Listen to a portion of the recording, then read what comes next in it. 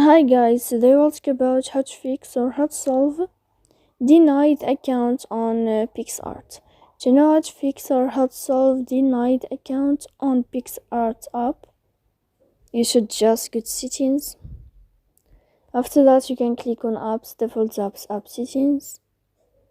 Here in this list, you'll enter to the window of Picsart and you can click. Here in this page of app info, you can click on first stop and you can click OK.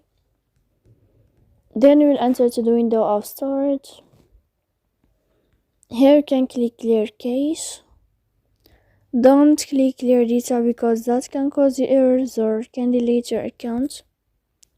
In the end, you can turn off your phone and you can wait a moment to turn on your phone again. So please don't forget to support us by like and subscribe.